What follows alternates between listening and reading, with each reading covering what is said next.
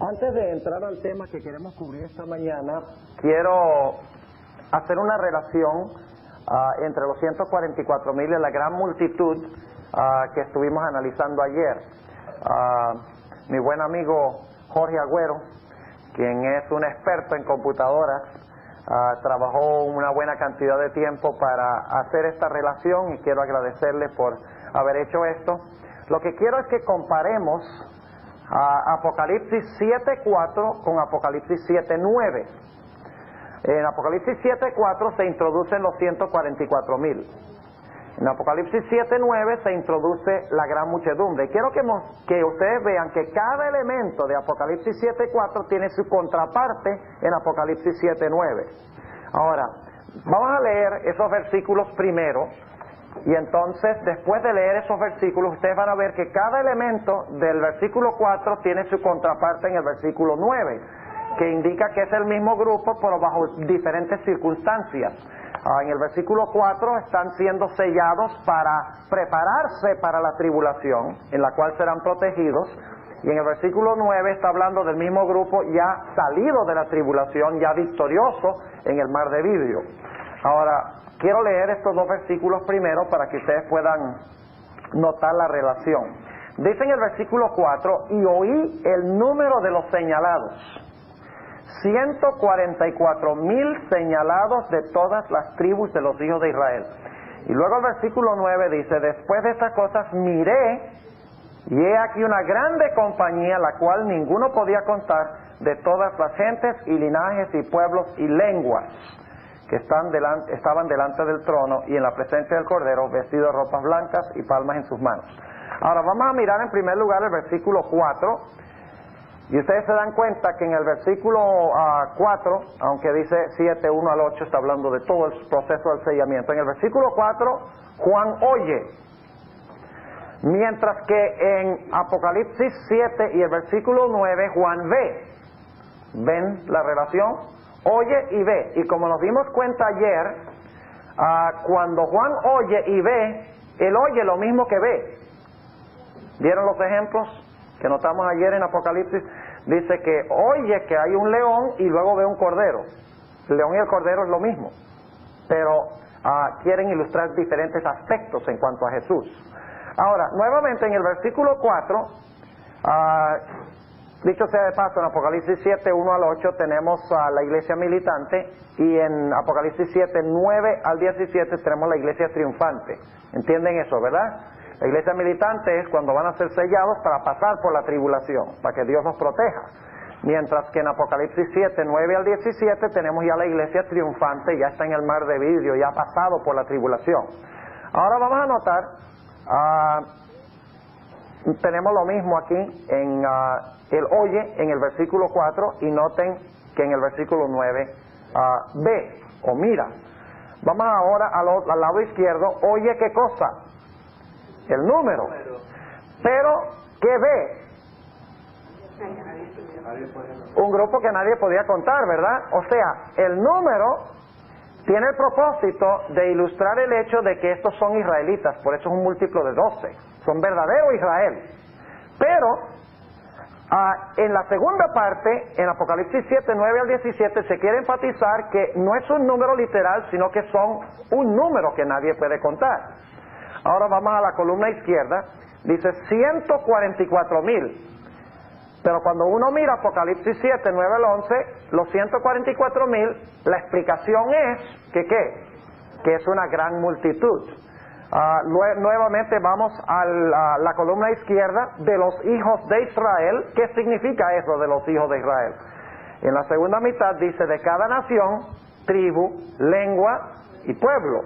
Y luego volvemos a la columna izquierda de cada tribu, y al lado derecho tenemos la explicación de lo que significa de cada tribu, de todas las tribus, pueblos y lenguas. En otras palabras, la segunda parte de Apocalipsis 7 es una explicación de la primera parte de Apocalipsis 7. Quiere mostrar que el número no es literal y que no son israelitas literales. ¿Entienden lo que estamos diciendo? En otras palabras, 144,000 se usa porque está hablando, es el número de Israel intensificado. Pero la segunda mitad del capítulo dice, no piensen ustedes que estos son israelitas literales, nada más porque usamos el número 12 intensificado. No, ellos son Israel espiritual y son de toda nación, tribu, lengua y pueblo. Creo que ya tenemos la explicación de abajo. Vamos a poner la explicación de abajo. Número 6. ¿Estos son qué cosa? Sellados. En el otro lado están vestidos de qué? De ropas blancas. Ser sellado significa lo mismo que estar vestido de ropas blancas. Ok, ahora tenemos número 7. ¿Qué están haciendo los ángeles? Están reteniendo los 4 vientos a fin de no dañar la tierra o el mar. Noten que los 144,000 son sellados antes de la tribulación a fin de estar en pie durante la tribulación. Ahora, vamos a la segunda parte de la columna. Los vientos son ¿qué? Sueltos o soltados. Ellos han pasado victoriosamente a través de la grande tribulación. Y entonces da algunas referencias donde ustedes pueden ver cuál tribulación es esta. Como mencionamos ayer, es la conflagración final, es la tribulación, la grande, no es cualquier tribulación, es la tribulación final, el tiempo de angustia de Jacob.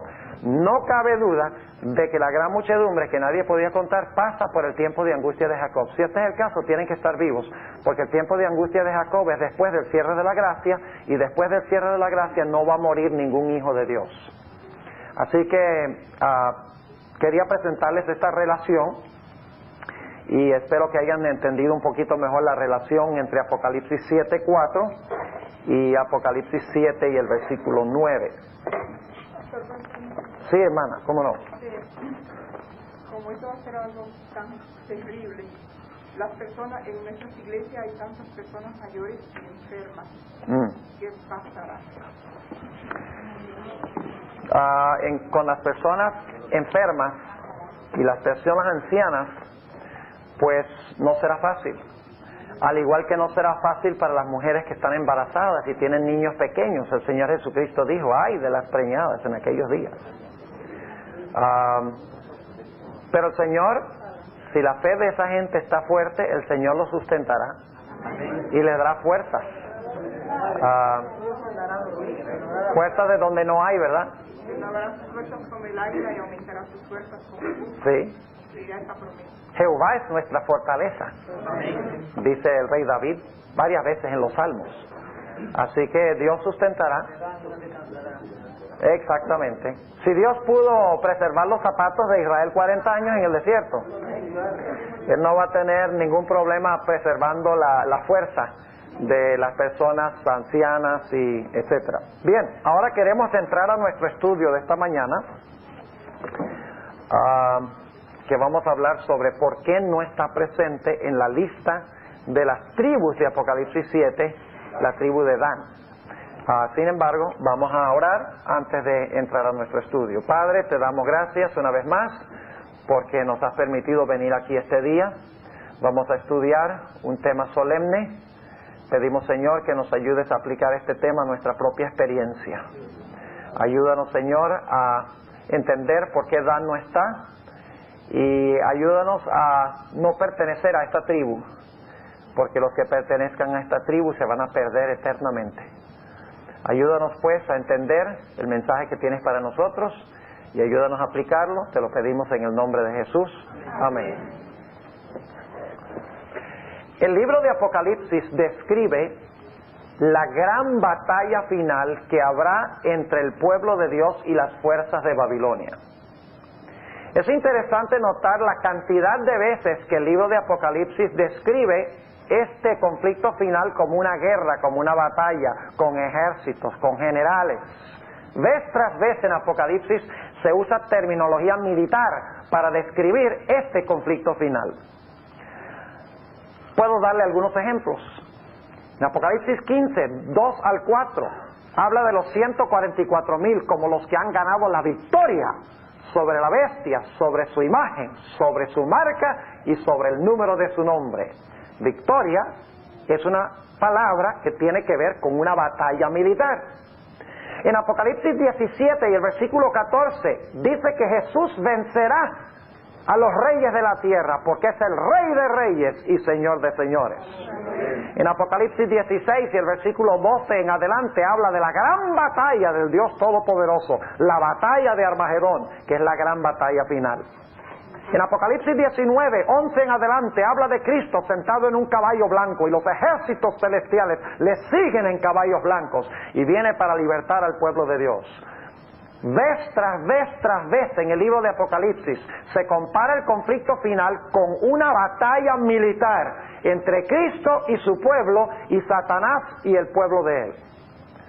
Lo interesante es que según el Antiguo Testamento, cuando el pueblo de Israel iba a librar las batallas de Jehová, siempre se organizaba el campamento de Israel por sus tribus.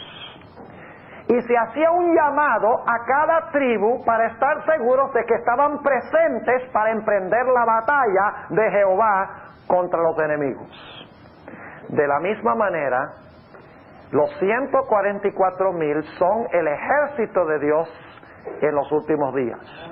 Y Dios también hace un llamado para ver quién se cuenta entre su ejército, y este llamado lo hace en Apocalipsis 7. Es un censo de las tropas de Israel.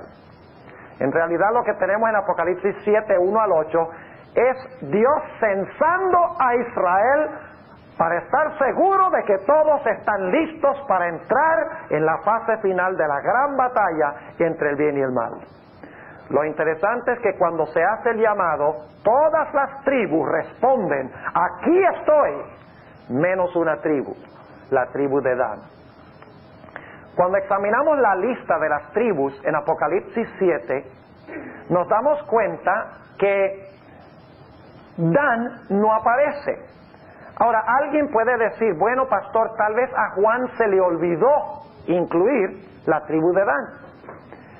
No creo que esa sea la explicación. En realidad sé que esa no es la explicación. Porque en primer lugar, Juan conocía muy bien el Antiguo Testamento. Él era judío. ¿Saben ustedes que en el libro de Apocalipsis hay cerca de 1000 alusiones al Antiguo Testamento? Juan conocía bien el Antiguo Testamento. Conocía bien cuáles eran los hijos de Jacob. Él no iba a dejar a Dan afuera nada más porque se le olvidó de que Dan era uno de los hijos de Jacob. No cabe duda de que la ausencia de Dan es premeditada, no es accidental, es planificada por Juan, inspirado por el Espíritu de Dios. Por ciertos motivos, Dan es excluido a propósito de la lista de las tropas de Jehová que están preparándose para entrar a la guerra final. E inmediatamente nos preguntamos, ¿por qué será que Dan no aparece? Dicho sea de paso, el lugar de Dan es tomado por otro. En realidad, el lugar de Dan es tomado por Manasés, quien era nieto de Jacob, pero según Génesis 48, Jacob lo adoptó como su hijo. Es decir, el lugar de Dan fue tomado por otro. Eso tiene un significado de suprema importancia. Procuremos responder la pregunta entonces, ¿por qué faltó Dan cuando Dios hizo el censo llamando a su pueblo a la guerra y a la batalla final? Para entender esto necesitamos regresar al libro de Génesis. Vuelvan conmigo a Génesis el capítulo 30 y vamos a leer los versículos 5 y 6 a donde se describe el nacimiento de Dan. Ahora, quiero que sepan que Dan era hijo de Raquel. Pero la Biblia nos dice que Raquel no tuvo este hijo, lo tuvo su sierva, lo tuvo su criada. ¿Cómo se llamaba la criada? Bilha se llamaba la criada de Raquel, pero en realidad era hijo de Raquel porque la criada era una esclava. Ahora quiero que noten lo que se dice del nacimiento de Dan y el nombre que se le dio. Génesis 30 y empezando en el versículo 5. Y concibió Bilha y parió a Jacob un hijo. Y dijo Raquel, juzgóme Dios, y también oyó mi voz, y dióme un hijo, por tanto llamó su nombre Dan. Ahora noten que ella dice, juzgóme Dios. Y por eso le puso el nombre Dan. Ahora el nombre Dan significa juzgar. El nombre Dan significa juzgar. Por eso no es ninguna coincidencia de que el escritor del libro de Daniel fue Daniel. ¿Sabe usted que el nombre Daniel es un nombre compuesto de dos palabras hebreas? Dan, que significa juzgar, él, que es el nombre de Dios. Y cuando se pone la I en medio, significa mi. Es decir, Daniel significa Dios es mi juez. Ahora, cuando ustedes encuentran en el Antiguo Testamento nombres que terminan, por ejemplo, en Elías, termina con el sonido ya, Elías, en inglés es Elijah. La palabra ya al final se refiere a Jehová. ¿Ve? Elías. Y fíjense que el nombre de Elías tiene el nombre de Dios y Jehová. El nombre Elías significa mi Dios es Jehová, porque tiene él y ya. Es decir, el nombre Dan significa juez. Ahora vamos a la descripción que dio Jacob de Dan cuando pronunció esas palabras bajo inspiración en cuanto al futuro de las tribus. Génesis, el capítulo 49 y el versículo 16, y quiero que noten nuevamente que se enfatiza, se recalca el aspecto de Dan como juez. Dice en Génesis 49 y el versículo 16 lo siguiente. A ver, Génesis 49 y el versículo 16.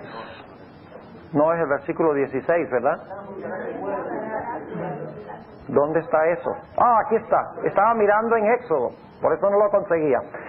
Génesis 49, 16 dice, Dan que juzgará a su pueblo. Será como una de las tribus de Israel. ¿Qué es lo que iba a hacer Dan? Dan iba a juzgar a su pueblo. Ahora yo pregunto, ¿juzgar es bueno o es malo? Depende. Depende. Si usted va a juzgar de una forma justa, si va a juzgar de una forma imparcial y correcta, juzgar no es malo. Pero el problema es cuando usted se convierte en juez de los demás, los juzga en sentido negativo de la palabra. Y la Biblia nos enfatiza que eso es precisamente lo que sucedió con Dan. A Dan se le dio la capacidad de discriminar y distinguir los errores y los defectos de los demás. Pero en vez de Dan ir a ellos y decirles, mira, tienes un problema con este aspecto de tu carácter, déjame ayudarte para tratar de remediar el asunto. Lo que hizo Dan fue tratar de derribar a esa persona, hablando de esa persona por detrás. Lo vamos a ver en un momento. Es decir, se tornó en criticón, se tornó en un chismoso, se tornó en uno que quería derribar a los demás, discerniendo los defectos que tenían, que es un don que Dios les dio, y en vez de restaurarlos, trató de destruirlos. Ahora noten qué más se dice de Dan aquí. Génesis 49 y el versículo 17, porque tenemos que terminar la descripción. Noten lo que declara. Será Dan serpiente junto al camino, cerasta junto a la senda. Ahora necesito explicarles que es una cerasta, es una serpiente muy ágil, que en Israel cuando anda en el desierto no se distingue del medio ambiente. Tiene el mismo color de la arena, el mismo color de las piedras, y se mueve sigilosamente. Tiene aproximadamente, cuando llega a su tamaño completo, aproximadamente 2 pies de longitud. Ahora dice, será Dan serpiente junto al camino, cerasta junto a la senda. Y ahora noten lo que hace esta serpiente. Dice que muerde los talones de los caballos y hace caer por detrás al cabalgador de ellos. Ahora fíjense, ¿qué es lo que hace Dan? Es como una ¿qué? Como una serpiente. Como una serpiente que cuando está cabalgando un caballo y apenas pasa el caballo, sale la serpiente y muerde la parte de atrás del caballo con el fin de que el caballo se asuste y eche de su montura al jinete. Es decir, el propósito es hacer caer al jinete, mordiendo por atrás. Y es interesante cómo se usa esta combinación. En el versículo 17, la última parte dice, y hacer caer por detrás al cabalgador, y luego dice que muerde los talones de los caballos. En otras palabras, el nombre Dan se enfatiza que muerde ¿cómo? Por detrás. En otras palabras, tiene la capacidad de discriminar y distinguir y ver los defectos en otros, pero en vez de irle a la cara para hablar con ellos y tratar de ayudarlos y remediar la situación, lo que hace es ir por detrás y morder por detrás para hacer que ellos caigan y se hieran o se mueran. En otras palabras, Dan representa a los chismosos, representa a los criticones, representa a los cuenteros, a los forjadores de escándalos, a los acusadores en la iglesia. Dan es un individuo que tiene visión de rayos X para conseguir los defectos de los demás. Tiene una precisión microscópica y matemática para discernir los defectos de los demás, pero no con el fin de restaurarlos, sino con el fin de derribarlos y tumbarlos, mordiéndolos por detrás. Dan podría haber sido de gran bendición para el pueblo de Israel. Podría haber mantenido al pueblo de Israel en el rumbo correcto, pero en vez de ayudar, lo que hizo fue derribar y destruir. Ahora, yo quiero que ustedes noten cómo se conecta la serpiente con la lengua. Vayan conmigo al Salmo 140, y esta mañana estamos hablando del don de lenguas. El don de lenguas en la iglesia adventista, imagínense eso. Nosotros que hablamos de los pentecostales, que tienen el falso don de lenguas, pero imagínense el don de lenguas que tenemos nosotros. Note lo que dice en el Salmo 140 y el versículo 3. Quiero que noten cómo se conecta la lengua con la serpiente. ¿Saben ustedes dónde tiene la serpiente el veneno? En la lengua, según la Sagrada Escritura. Ahora fíjense entonces, esta serpiente espera hasta que pase el caballo, y cuando el caballo está de espaldas, le muerde, ¿verdad? Y entonces cuando muerde al caballo, abajo, la pata, como resultado se cae el jinete. Le inyecta el veneno. Ahora note lo que dice en el Salmo 140 y el versículo 3. Dice lo siguiente: aguzaron su lengua como la ¿qué? Como la serpiente.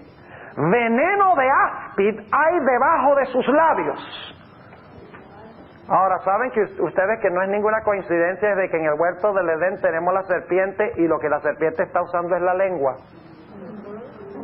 Y está usando la lengua para acusar a Dios,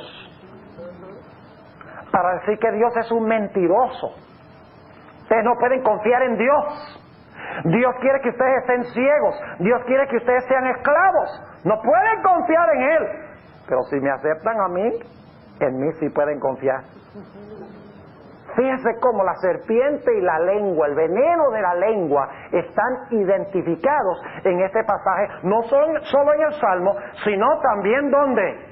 También en el libro de Génesis. Ahora fíjense qué interesante. Cuando nosotros pensamos de una serpiente, pensamos de ese animal que sigilosa y silenciosamente anda por el suelo y no lo oímos, al menos que sea una cascabel, ¿verdad? Pero ¿saben qué otra cosa sobresaliente tiene una serpiente? Cuando usted va al zoológico, ¿se ha ido al zoológico alguna vez? La serpiente levanta la cabeza, ¿y qué le saca a usted? Le saca la lengua, ¿verdad? Es decir, también prominente de la serpiente, no es solo su cuerpo sigiloso y largo, no es solamente el veneno que inyecta, sino su ¿qué? Sino su lengua. Y eso es lo que está diciendo la Biblia en cuanto a la tribu de Dan. Usaban su lengua para morder por detrás. ¿Saben ustedes que literalmente vamos a leer un texto ahora donde se nos dice que los de la tribu de Dan muerden con sus palabras por detrás? Vamos a ese pasaje. En el Salmo 101. Salmo 101. Y vamos a leer el versículo 5, Salmo 101 y el versículo 5. Y quiero que noten qué se dice aquí.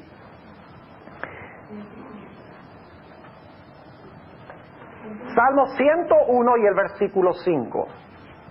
Dice, al que solapadamente, ¿qué significa solapadamente? No usamos mucho esa palabra, solapadamente. ¿Ve? Tengo algo debajo de la solapa y no la ven, ¿verdad?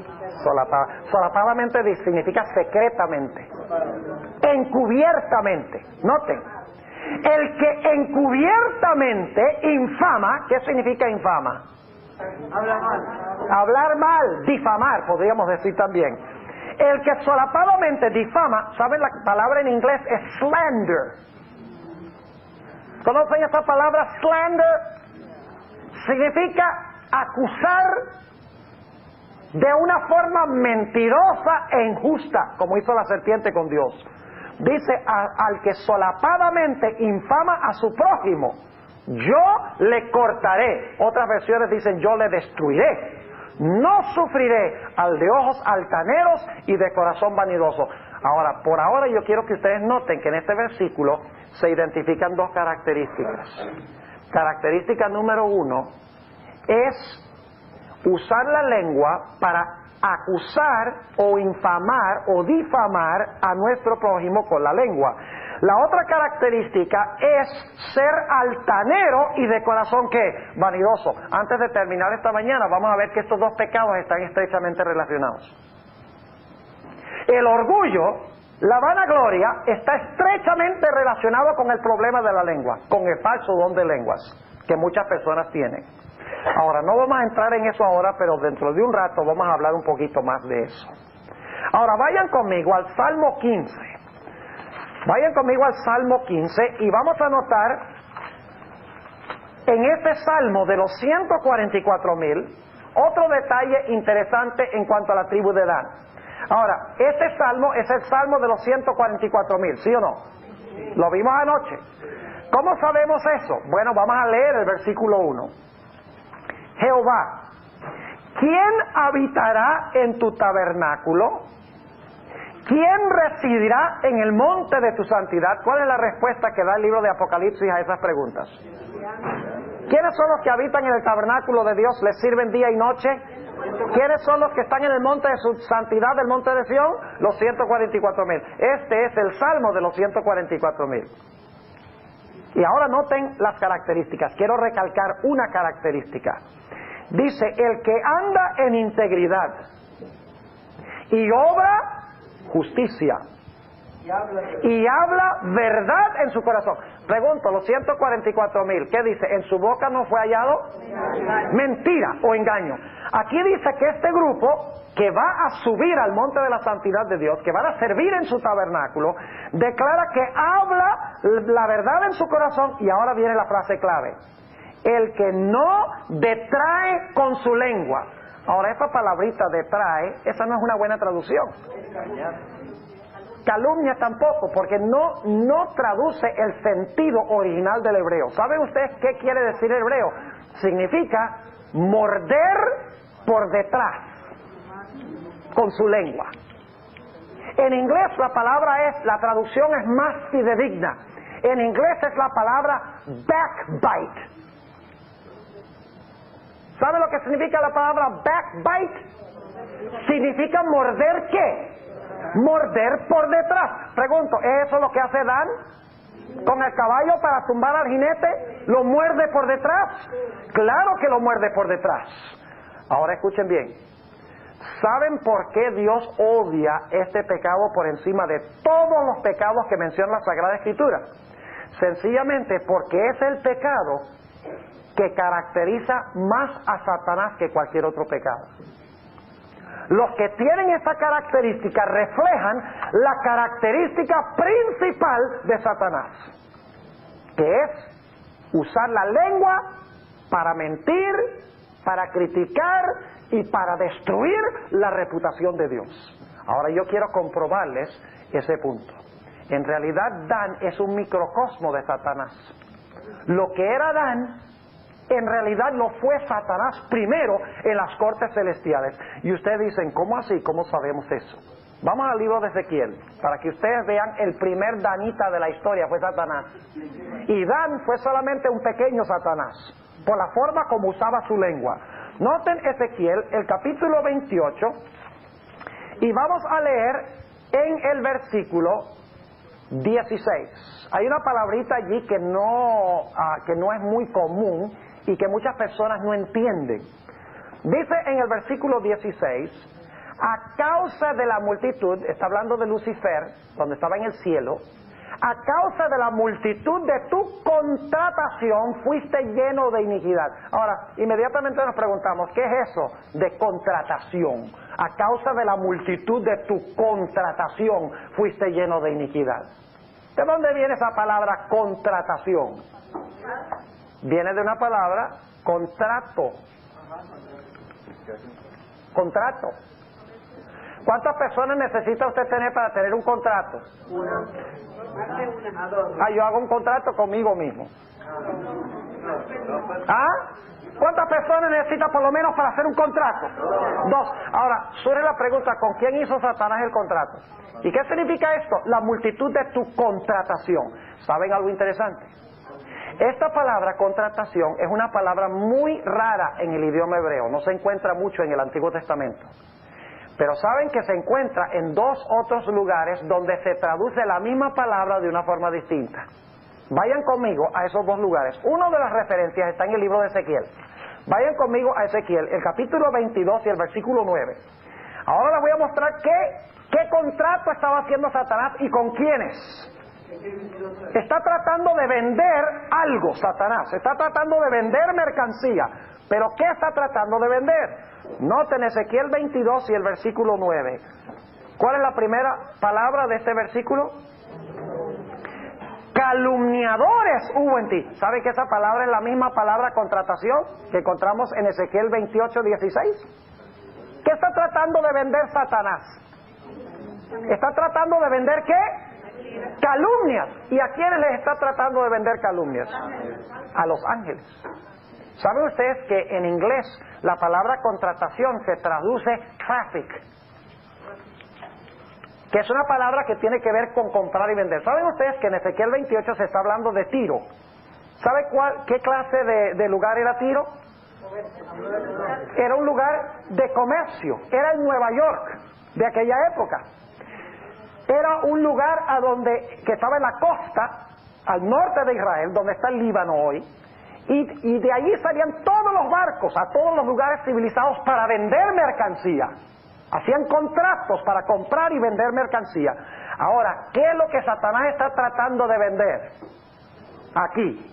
Está tratando de vender ¿qué cosa? Calumnias. ¿Y en cuanto a quién está tratando de vender las calumnias? Está vendiendo las calumnias en cuanto a Dios. ¿Y a quiénes les está tratando de vender las calumnias? A los ángeles celestiales. Ahora vamos al otro texto donde se encuentra esta idéntica palabra. Levítico 19 y el versículo 16. Se traduce un poquito diferente, pero es la idéntica palabra hebrea.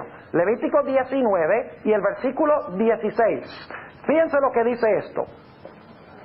No andarás chismeando en tus pueblos. ¿Cómo es la cosa? ¿No andarás qué? Entonces, ¿qué significa contratación o tráfico? Significa tratar de vender ¿qué? Mentiras, calumnias, chismes. Saben que en inglés usamos el mismo tipo de terminología. Decimos, you can't sell me that one. I don't buy that. ¿Qué significa? No te creo lo que me estás diciendo. Yo no compro esa mentira. ¿Qué está tratando de hacer Satanás? Está ejerciendo sus poderes de Dan, por así decirlo. Está calumniando a Dios, está mintiendo en cuanto a Dios, está tratando de vender sus mentiras. Ahora pregunto, ¿en el cielo hubo compradores? ¿Cuántos compraron? Una tercera parte de los ángeles se compraron las mentiras de Satanás. Ahora, ¿ustedes recuerdan que leí en el texto donde dice que el orgullo y el uso de la lengua están relacionados? ¿Saben algo interesante? Cuando ustedes miran la experiencia de Lucifer, dice que hizo contrato, ¿verdad?, con los ángeles. Y dicho sea de paso, ¿saben ustedes que aquí se encuentra esta palabra contratación en Ezequiel 2 veces? Una vez es cuando cae del cielo y la otra vez es después del milenio. Vamos a leer eso antes de ir a otro punto. Noten el versículo 18. Está hablando después del milenio, cuando Satanás rodea la santa ciudad. Dice, con la multitud de tus maldades y con la iniquidad de tu contratación, ensuciaste tu santuario. Yo pues saqué fuego de medio de ti, el cual te consumió, y púsete en ceniza sobre la tierra a los ojos de todos los que te miran. Es después del milenio, ¿verdad? Ahora la pregunta surge, ¿qué está tratando de vender Satanás después del milenio? Ese es el versículo 18. ¿Qué está tratando de vender Satanás después del milenio? Calumnias. ¿A quiénes se les está tratando de vender? A los impíos que están ¿dónde? Fuera de la ciudad. ¿Y qué les está tratando de vender? ¿Qué les está diciendo? La hermana White dice que Satanás va a decir, yo los resucité a ustedes. Nosotros somos más que los que están adentro, esos son unos ladrones, la ciudad es nuestra. Podemos atacar la ciudad y la podemos tomar. ¿Cuántos van a comprar la mentira? Por lo menos por un rato, todos van a comprar la mentira. Pero luego cuando Dios muestre ese panorama sobre la santa ciudad, la nueva Jerusalén, y ellos se den cuenta de sus vidas y vean el plan de salvación, lo que podrían haber tenido, entonces le van a decir a Satanás, no deal. Se acabó el negocio, vamos a cancelar ese contrato. Y ya no le van a comprar las mentiras, pero va a ser demasiado tarde. Así que la Biblia nos dice que este es el rasgo que caracteriza especialmente a Satanás. Y por eso es que Dan no puede pertenecer a las tribus en los últimos días, porque es un criticón, es uno que lleva cuentos, es un individuo que comparte gossip, como decimos en inglés, y Dios no puede permitir eso. ¿Saben que en la iglesia hay muchos danitas? Caníbales espirituales. Muchas veces el sábado almorzamos 2 veces, almorzamos la comida y almorzamos al pastor y almorzamos a los hermanos. Y muchas veces lo que sucede cuando la gente nos llama por teléfono, decimos, no puede ser, ¿verdad? No me lo digas, ¿cómo así? ¿Es así o no es así? Claro que es así. Esa es una característica, según la Biblia, de la tribu de Dan. Y muchas veces decimos, no, lo que yo quiero es que las cosas se corrijan y que anden bien, por eso es que yo hago esto. Pero no lo hacemos como debe ser.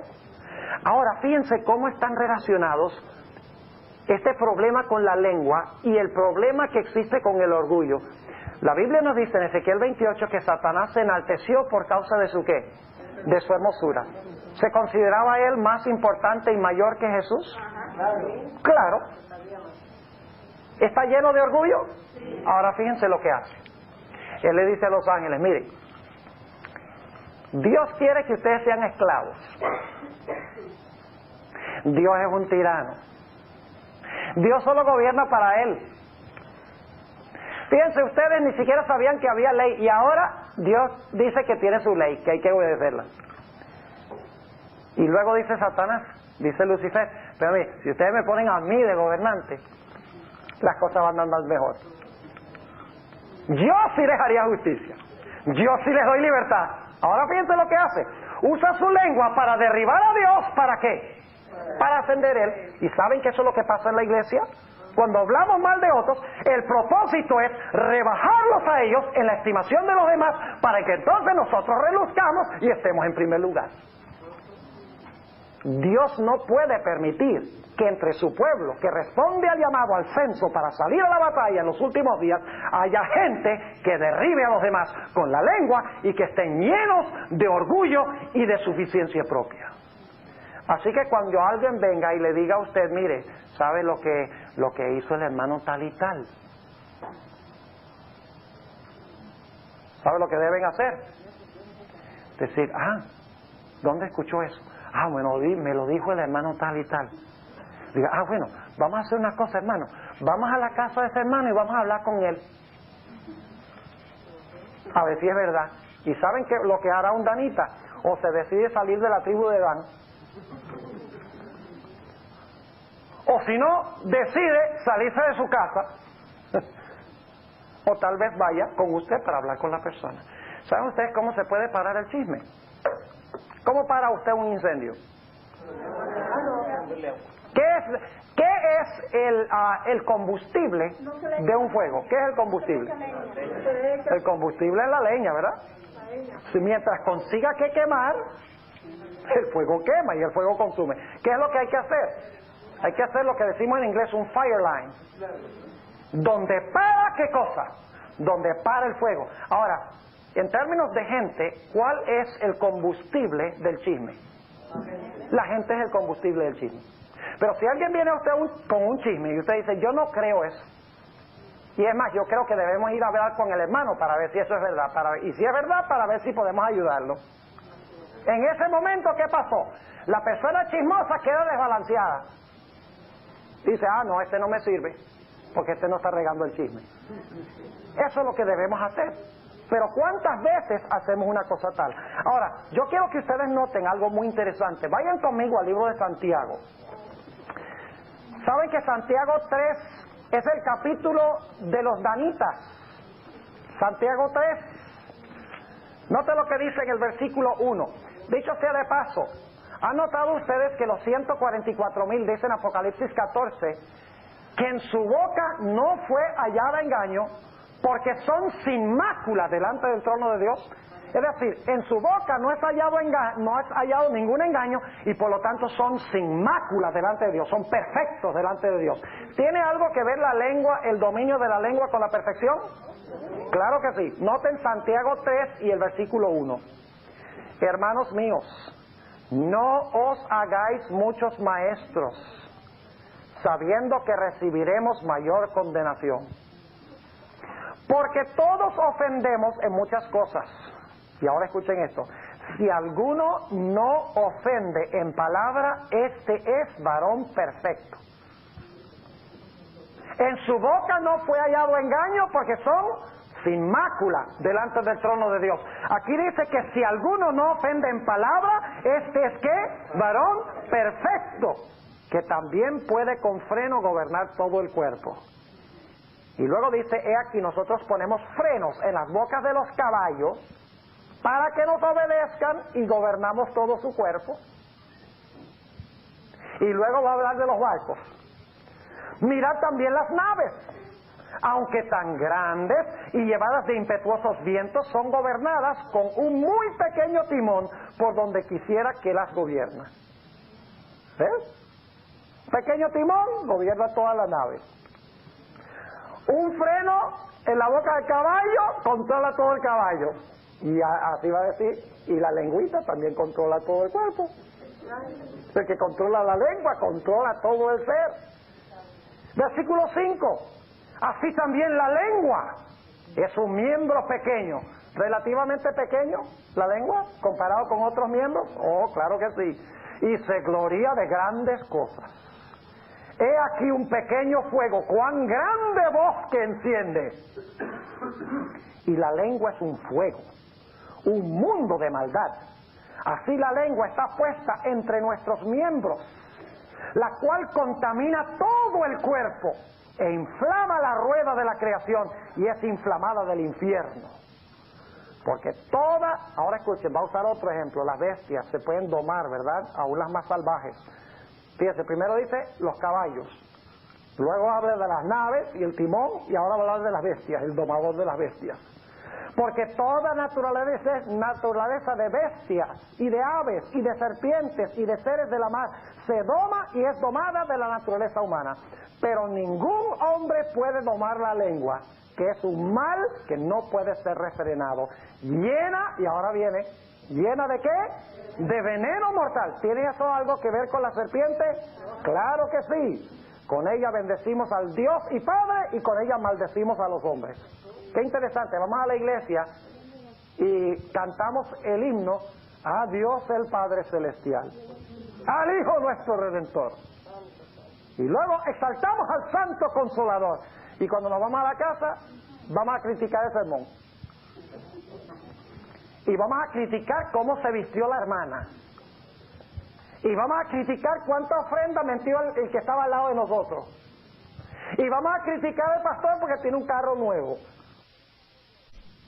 Y crítica y crítica y crítica. Con la misma lengua que alabamos a Dios, derribamos al prójimo. Eso es lo que está diciendo aquí Santiago. Con ella bendecimos al Dios y Padre, y con ella maldecimos a los hombres, los cuales son hechos a la semejanza de Dios. Fíjense, está diciendo que nosotros bendecimos a Dios y maldecimos a los que son hechos a imagen de Dios. Y luego versículo 10 dice, de una misma boca proceden bendición y maldición. Hermanos míos, no conviene que estas cosas sean así hechas. ¿Saben que nos dice el Señor Jesucristo que por nuestras palabras seremos justificados y por nuestras palabras seremos condenados? No habrá danita entre los 144,000. El que por la gracia de Cristo no es capaz de controlar el uso de su lengua, el que usa su lengua para derribar y para juzgar y para criticar y para dañar la reputación de los demás, sea pastor o sea laico o sea no adventista, no estará entre los 144,000. La Biblia nos dice que su lugar será tomado por otro. Pero ¿saben ustedes que había otro pecado terrible que tenían los danitas? No solo el problema de la lengua, sino un terrible problema de avaricia y codicia. Segundo pecado, avaricia y codicia. Vayan conmigo al libro de Éxodo, el capítulo 36 y el versículo 1 y 2. Éxodo 36 y el versículo 1 y 2. Y vamos a notar algo en cuanto a los constructores del tabernáculo del desierto. Habían artesanos capaces, tremendos para hacer obras de artesanía, obras artesanales para el santuario, de oro y de plata, etcétera. Note lo que dice el versículo 1. Hizo pues Bezaleel y Aholiab y todo hombre sabio de corazón a quien Jehová, noten, dio sabiduría e inteligencia. ¿Quién les dio sabiduría e inteligencia? Jehová, para que supiesen hacer toda la obra del servicio del santuario, todas las cosas que había mandado Jehová. Y Moisés llamó a Bezaleel y a Aholiab y a todo varón sabio de corazón en cuyo corazón había Jehová sabiduría, y a todo hombre a quien su corazón le movió a llegarse a la obra para trabajar en ella. Ahora pregunto, ¿quién dio esta sabiduría para hacer estas obras artesanales? Fue Dios. Ahora, ¿saben ustedes que entre esos individuos, esas tribus, eran dos que Dios les dio un don especial para construir el tabernáculo en el desierto? Estaba la tribu de Judá y estaba la tribu de Dan. Note lo que dice en Éxodo 31 y el versículo 6. Éxodo 31 y el versículo 6. Dice, y he aquí que yo he puesto con él a Aholiab, hijo de Ahisamac, de la tribu de ¿qué? De Dan. Y he puesto sabiduría en el ánimo de todo sabio de corazón para que hagan todo lo que te he mandado. ¿De qué tribu eran estos artesanos a quienes Dios les había dado sabiduría para hacer estas maravillosas obras para el santuario? Eran de la tribu de Dan. Ahora escuchen lo que les voy a decir. Saben que cuando las tribus de Israel se establecieron en Canaán, Dios les dio ciertos territorios a cada tribu, menos a los levitas. ¿Saben ustedes que Dios le dio a la tribu de Dan uno de los mejores lugares en la Tierra Santa? En todo el centro de la tierra de Israel, un poco al occidente de Jerusalén, Dios les dio un lugar precioso, un lugar céntrico, uno de los mejores lugares de la tierra de Palestina. Pero ¿sabe lo que hicieron los de la tribu de Dan? Después de un rato dijeron, no, aquí se paga muy poco por nuestro trabajo. No nos vamos a quedar acá. Nos invitan al santuario y no nos pagan sino un salario denominacional. Y eso es muy poquito el salario. Sí, salario de pastor, imagínese eso. Y somos artesanos capaces para hacer tremendas obras. Y por lo tanto, ellos decidieron, por motivos económicos, porque querían ganar mucho más dinero de lo que ganaban para beneficiar la causa de Dios, lo que hicieron fue mudarse al extremo norte de la tierra de Israel. Es más, cruzaron hasta llegar más allá de las fronteras de Israel y se establecieron al lado de la ciudad de Tiro. Porque allí sí había plata, porque allí había comercio, allí sí podían hacer obras artesanales y cobrar grandes sumas de dinero y llegar a ser ricos. Es decir, que con el transcurso del tiempo los miembros de la tribu de Dan se llenaron de avaricia. Ahora, la sierva de Dios dice que cuando el tabernáculo fue construido, los artesanos de la tribu de Dan todavía no habían manifestado este espíritu. Dice que con toda la bondad de su corazón ellos trabajaron en la obra artesanal del tabernáculo, pero luego dice que poco después de eso emigraron al norte de Israel, perdieron su visión, se mezclaron con los paganos y se centraron en ganar dinero para sí mismos. Se llenaron de avaricia y de codicia. Ahora déjenme completar esta historia interesante. Unos 450 años más tarde, Salomón decidió que era hora de construir el templo de Jehová. Ya no el tabernáculo en el desierto, que era una carpa provisional mientras ellos peregrinaban en el desierto. Obviamente no podían cargar un edificio, así que Dios en forma práctica les dio una carpa. Pero cuando se establecieron en la tierra de Canaán, Salomón dijo, hay que edificar una casa a Jehová. Y cuando Salomón decidió hacer eso, él dijo, ¿no será que todavía quedan algunos descendientes de Aholiab, los artesanos que construyeron las obras artesanales del tabernáculo en el desierto? ¿No será que quedan algunos de esos todavía? Y él sabía que ellos habían emigrado allá al norte de Israel y habían pasado más allá de las fronteras de Israel y estaban cerca de Tiro llenándose de dinero. Y por lo tanto, si van conmigo a Segunda de Crónicas, el capítulo 2, vamos a encontrar que Salomón se puso en contacto con el rey de Tiro. Segunda de Crónicas, el capítulo 2 y el versículo 13 y 14. El rey de Tiro se llamaba Hiram. Capítulo 2 y el versículo 13 y 14. Note lo que dice Hiram a Salomón cuando Salomón indaga de si hay todavía de esos. Dice, yo pues te he enviado un hombre hábil y entendido, que fue de Hiram mi padre. ¿Y ahora de qué tribu era este? Versículo 14. Hijo de una mujer de las hijas de ¿qué? De Dan, mas su padre fue ¿de dónde? De Tiro. Fíjense que su madre de Dan se había casado con un ¿qué? Con un pagano, exactamente. Y luego dice, el cual sabe trabajar en oro y plata y metal y hierro, en piedra y en madera, en púrpura, en cárdeno, en lino y en carmesí. Asimismo para esculpir todas figuras y sacar toda suerte de diseño que se le propusiese y estar con sus hombres peritos y con los de mi señor David tu padre. Ahora yo pregunto, ¿de dónde habían recibido este individuo específicamente su habilidad para hacer todas estas cosas? La Biblia nos dice que 400 y algo de años antes de eso, Dios, Jehová, el Espíritu de Jehová, había caído sobre los de la tribu de Dan para hacer estas obras artesanales. Lo interesante es que cuando este individuo vino a Jerusalén, Huram le dijo a Salomón: yo estoy dispuesto de hacer esta obra, pero me tiene que pagar. Y me tiene que pagar bien. Porque yo allá, a donde estoy en Tiro, gano bastante plata. Y si no me pagan lo que yo exijo, no les hago el trabajo. Codicioso, avaricioso. ¿Saben que me hace pensar de algo que sucedió en nuestra propia iglesia? A mí no me gusta mucho hablar de las cosas que andan mal en nuestra iglesia, porque hay cosas que sí andan mal.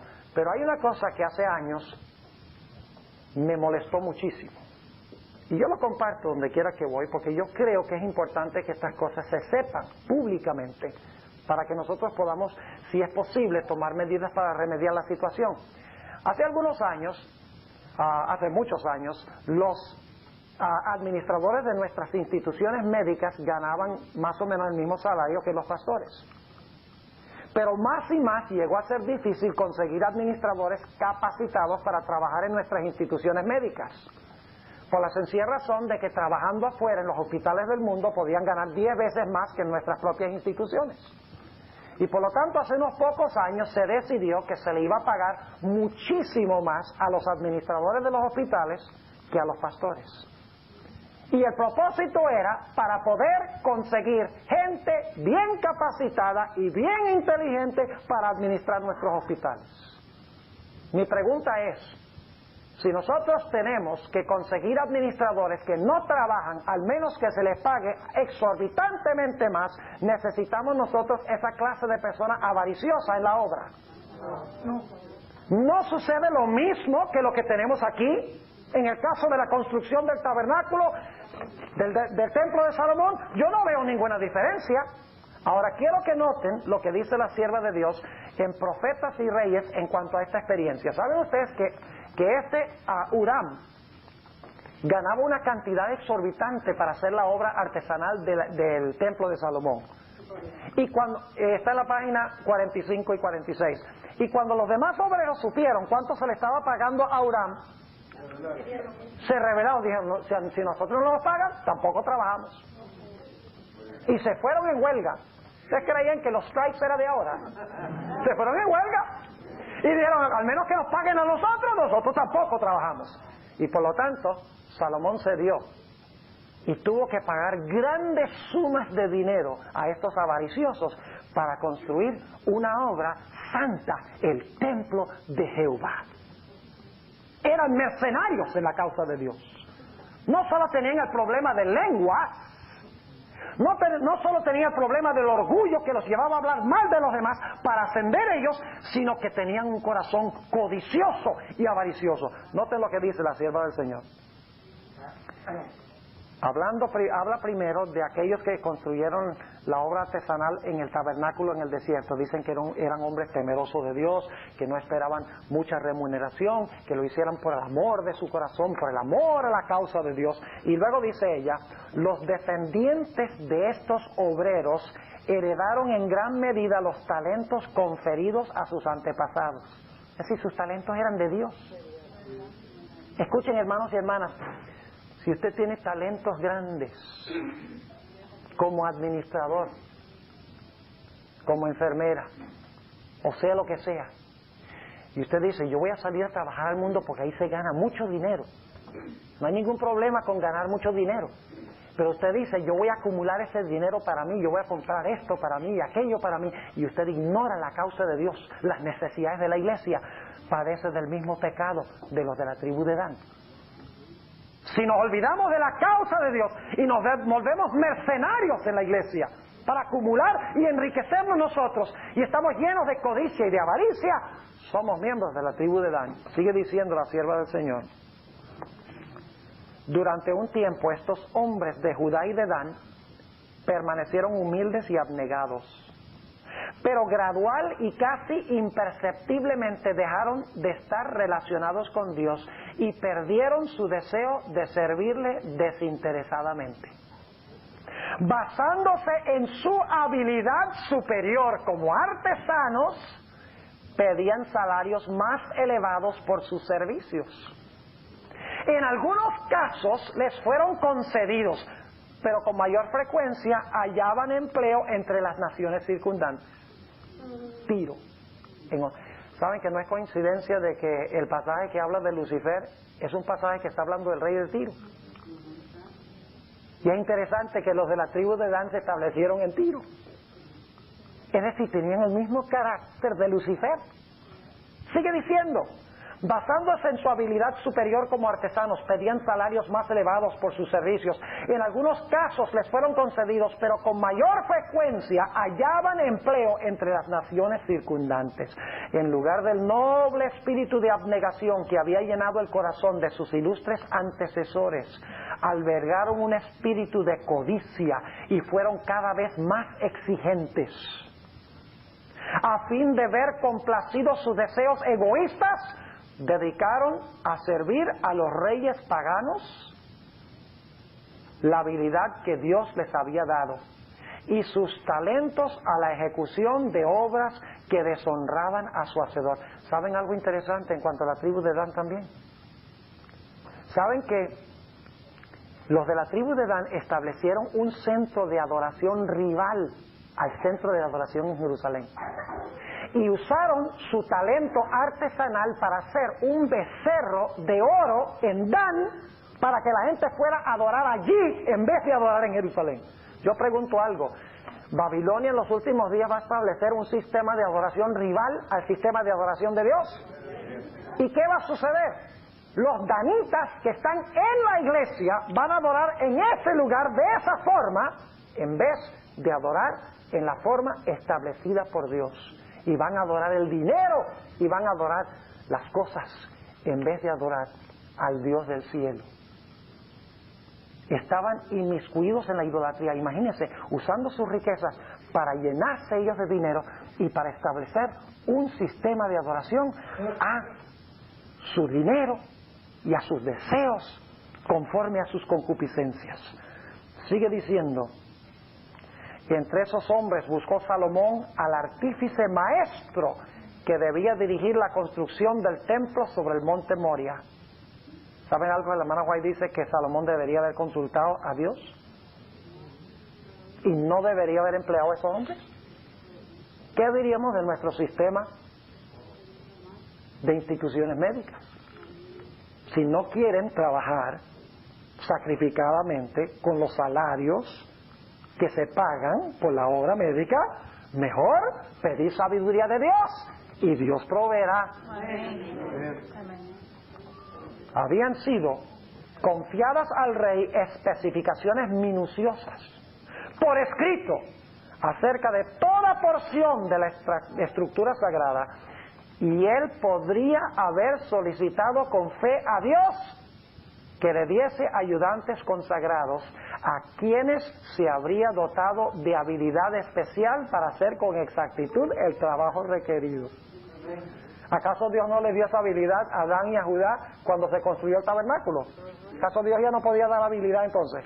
Tenía que buscar a aquel allá, el avaricioso, y sus ayudantes. No. Dice, pero Salomón no percibió esta oportunidad de ejercer la fe en Dios. Solicitó al rey de Tiro un hombre hábil que sepa trabajar en oro y en plata y en metal y en hierro, en púrpura y en grana y en cárdeno, y que sepa esculpir con los maestros que están conmigo en Judá y en Jerusalén. Y el rey fenicio contestó enviando a Hiram, hijo de una mujer de las hijas de Dan, mas su padre fue de Tiro. Hiram era por parte de su madre descendiente de Aholiab, a quien centenares de años antes Dios había dado sabiduría especial para la construcción del tabernáculo. De manera que se puso a la cabeza de los obreros que trabajaban para Salomón un hombre cuyos esfuerzos no eran impulsados por un deseo abnegado de servir a Dios, sino que servía al Dios de este mundo, Mamón. Jesús dijo, no podemos servir a Dios y a Mamón. Mamón es el Dios del dinero. Dice, los principios del egoísmo estaban entretejidos con las mismas fibras de su ser. Considerando su habilidad extraordinaria, ¿eso fue el caso de Lucifer también? Lucifer dijo, Dios me tiene nada más aquí como un querubín cubridor. yo soy capaz de tanto más. ¿No es así? Dice, este que está ahí, Jesús. Y no lo dijo así en presencia de él, se fue entre los ángeles y dice, este es el que está ahí. ¿Quién cree que es? El Padre lo consulta a él y me consulta a mí. Y él los tiene a ustedes como esclavos. Si ustedes me ponen a mí como rey, las cosas andan mucho mejor que con él allí. Ese es cómo trabaja. Y el orgullo, y la lengua, y la codicia de posición y poder. Todos están juntos. ¿Entienden por qué Dan no está en la lista? Sigue diciendo, considerando su habilidad extraordinaria, Hiram exigió un salario elevado. Gradualmente los principios erróneos que él seguía llegaron a ser aceptados por sus asociados y contaminó a los que trabajaban con él. Mientras trabajaban día tras día con él, hacían comparaciones entre el salario que él recibía y el propio, y empezaron a olvidar el carácter santo de su trabajo. Perdieron el espíritu de abnegación, que fue reemplazado por el de codicia. Como resultado pidieron más salario y este les fue concedido. Las influencias funestas así creadas penetraron en todos los ramos del servicio del Señor y se extendieron por todo el reino. Los altos salarios exigidos y recibidos daban a muchos oportunidad de vivir en el lujo y el despilfarro. Los pobres eran oprimidos por los ricos. Casi se perdió el espíritu de altruismo. En los efectos abarcantes de estas influencias puede encontrarse una de las causas principales de la terrible apostasía en la cual cayó el que se contó una vez entre los más sabios de los mortales. Codicia, avaricia. Ahora es interesante notar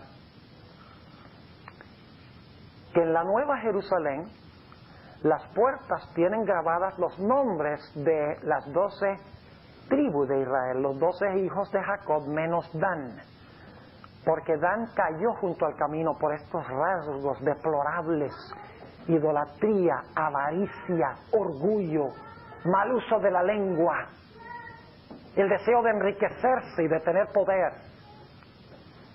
Pero su lugar fue tomado por otro.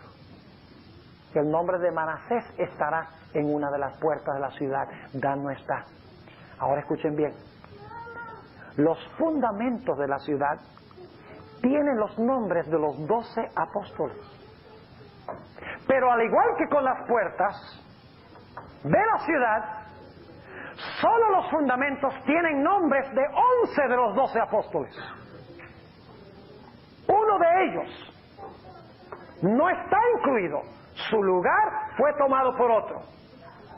Inmediatamente nos preguntamos, ¿por qué en las puertas faltó uno y su lugar es tomado por otro? ¿Y por qué en los fundamentos falta uno y su lugar es tomado por otro? Sencillamente porque el carácter de Judas era igualito al carácter de Dan. Ahora voy a compartir con ustedes algunos comentarios que yo he sacado del Espíritu y Profecía. No puedo leer todas las citas, pero les voy a dar una síntesis de quién era Judas. ¿Saben ustedes que la sierva de Dios dice que Judas era más alto y más inteligente y carismático que todos los otros discípulos? Era un administrador perspicaz, inteligente y sabio. Y saben que la sierva de Dios dice que Judas se consideraba tanto superior a todos esos ignorantes pescadores. ¿Saben ustedes que cada vez que se suscitaba entre los discípulos la riña sobre quién iba a ser el mayor, el instigador, según la sierva de Dios, era Judas? No solo eso, Judas se unió a Cristo y dijo: yo estoy en esto por la causa. Para los que van a recibir el cassette, estoy moviendo los dedos, la causa, ¿verdad?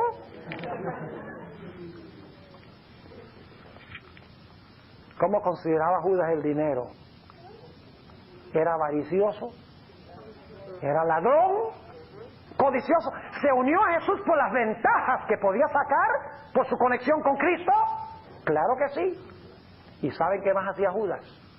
La sierva de Dios dice que constantemente hacía una obra de subterfugio contra Jesús. Por debajo de cuerdas, dice la sierva de Dios. Tratando de minar, hablando con los discípulos, criticando lo que Jesús hacía. Criticando el carácter de amor de Jesús cuando él creía que Jesús debía sentarse sobre el trono y debía manifestar su poder. Constantemente, como Dan, hablando mal de Jesús. Y saben que la sierva de Dios dice que cuando el Señor Jesucristo humildemente se arrodilló a los pies de los discípulos y empezó a lavar los pies de los discípulos, Judas dijo: ya no, esta no es la clase de Mesías que yo quiero, esta no es la clase de rey que yo estoy esperando. ¡Qué humillación! Que tenga la osadía de arrodillarse y lavar los pies de sus propios discípulos. ¡Qué cosa tan ridícula! Porque él no entendía lo que es la humildad. Él lo que quería era dinero, poder, posición. ¿Saben dónde se encuentran muchos danitas? En las juntas de nombramientos.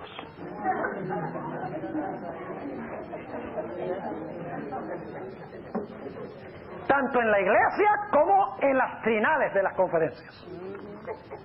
Empiezan a hacer campaña antes. Ese coordinador hispano, ese no ha hecho nada durante estos 3 años. Dice, eso lo que tienen que hacer es, si me ponen a mí, van a ver cómo las cosas van a mejorar inmensamente. Y luego cuando se hacen los nombramientos y queda cierta persona de primer anciano, el que creía que debía quedar, dice, ve, ¿y por qué lo pusieron a él? Yo tengo más capacidad que él. Yo puedo hacer un trabajo tan bueno como el de él. ¿Y por qué me pusieron en la escuela sabática y no me pusieron como jefe de diáconos? Todo eso refleja el carácter de Dan. Yo me pregunto, ¿cuántas personas en la iglesia tendrán el carácter de Dan a la luz de lo que hemos analizado hoy? Es solemne, ¿verdad? ¿Saben ustedes que la mayoría de los miembros de la iglesia adventista son danitas? ¿Y saben algo? La mayoría de los miembros de la iglesia adventista van a salir de la iglesia y sus puestos serán tomados por otros. Have mercy. Y ustedes dicen, ¿dónde dice eso? Déjame leerles la cita. En el Conflicto de los Siglos 666. No van a olvidar esta página, ¿verdad? Donde escribe a los danitas. Pero ¿saben algo? 666. Escuchen. ¿Saben que por cada uno que salga va a haber otro que va a tomar su posición? Ten cuidado que nadie tome tu corona. Dice en Apocalipsis 3:11. Cuando Judas cayó, dice, tome otro su oficio. Dios no va a quedar con escasez de gente. Yo no soy indispensable. Si yo no estoy aquí, Dios levanta a otro. Tenemos ese concepto de indispensabilidad. Ay, yo soy tan necesario, tan importante. ¿Qué haría la iglesia sin mí? Pues déjeme decirle, la iglesia a lo mejor haría mejor sin mí. Si tengo esa actitud. Note lo que dice la sierva del Señor. Escuchen esto. Aquí viene la apostasía de los danitas. La apostasía final de los danitas. Página 666, dice la sierva de Dios. Conforme vaya acercándose la tempestad, muchos que profesaron creer en el mensaje del tercer ángel, ¿son adventistas? Pero que no fueron santificados por la obediencia a la verdad, abandonarán su fe e irán a engrosar las filas de la oposición. ¿Cuál fue el problema? Uniéndose con el mundo. ¿Ese fue el problema de los danitas? No nos quedamos en Israel, vamos allá a Tiro, ganar plata. Y adoptaron la misma forma de pensar de los mundanos. Y empezaron, establecieron un sistema de adoración rival a la verdadera adoración a Jehová. Y desobedecieron a Dios. Sigue diciendo, uniéndose con el mundo y participando de su espíritu. llegarán a ver las cosas casi bajo el mismo aspecto. Así que cuando llegue la hora de la prueba, estarán preparados para situarse del lado más fácil y de mayor popularidad. ¿Qué clase de personas son las que van a hacer esto especialmente? ¿Los danitas tenían mucho talento que no tenían los demás?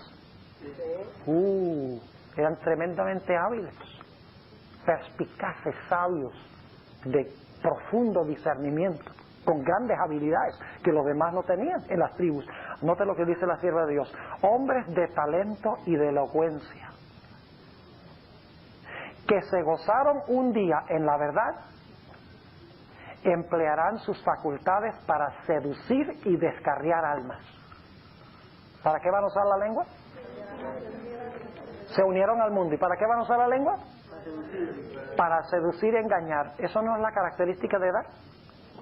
Para seducir y engañar, para que la gente se caiga atrás, muerten por detrás, para destruirlos.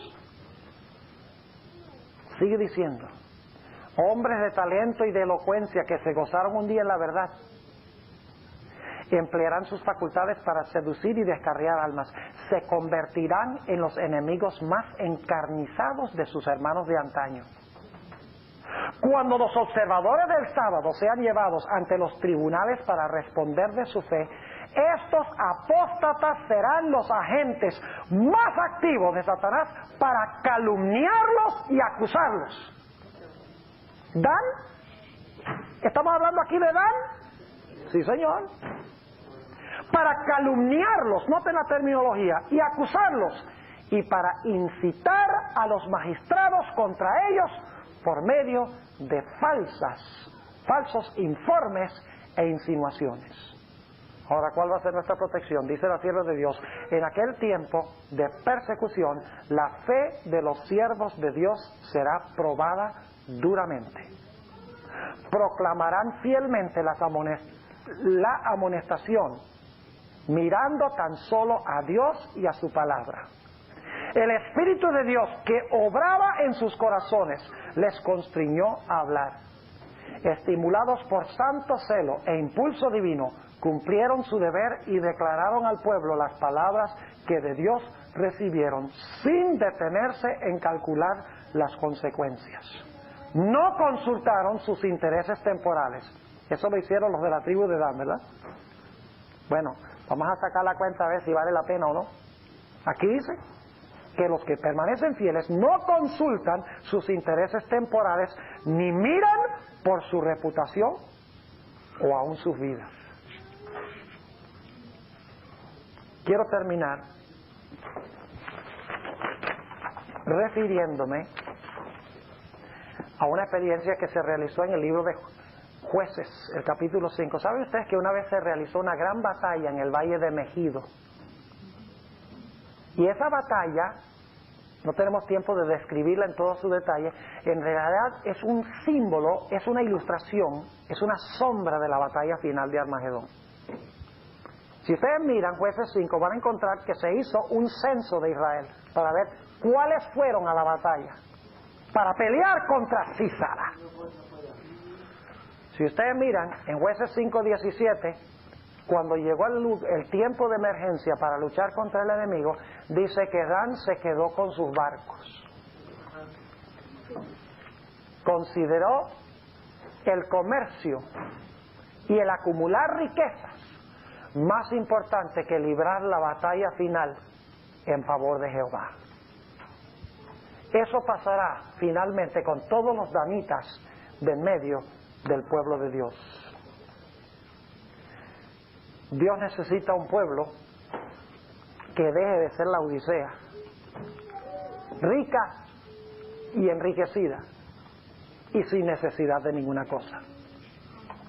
Dios necesita un pueblo que sea humilde, un pueblo que use su lengua para glorificar a Dios, un pueblo que emplee sus riquezas para el crecimiento de la obra de Dios, un pueblo que use sus talentos para el engrandecimiento del nombre de Dios, un pueblo que use sus fuerzas para terminar la obra que Dios ha encomendado a su iglesia.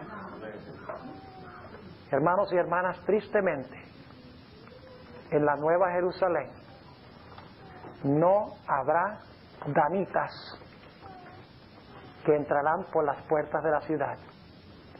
Si usted ahora pertenece a la tribu de Dan, usted va a tener que cambiar de tribu. ¿Y saben que solo Dios le puede cambiar de tribu?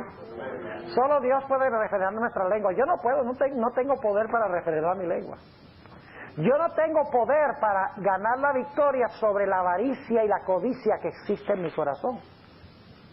El único que puede cambiar mi modo de pensar y mi modo de hablar es Dios. Solo Dios me puede arrancar de la tribu de Dan, diciéndome, mira, vas a perecer si te quedas en Dan. Solo Dios puede rescatarme de allí y ubicarme en otra tribu, a donde puedo usar los dones y los talentos que Dios me ha dado para honrar y glorificar su nombre.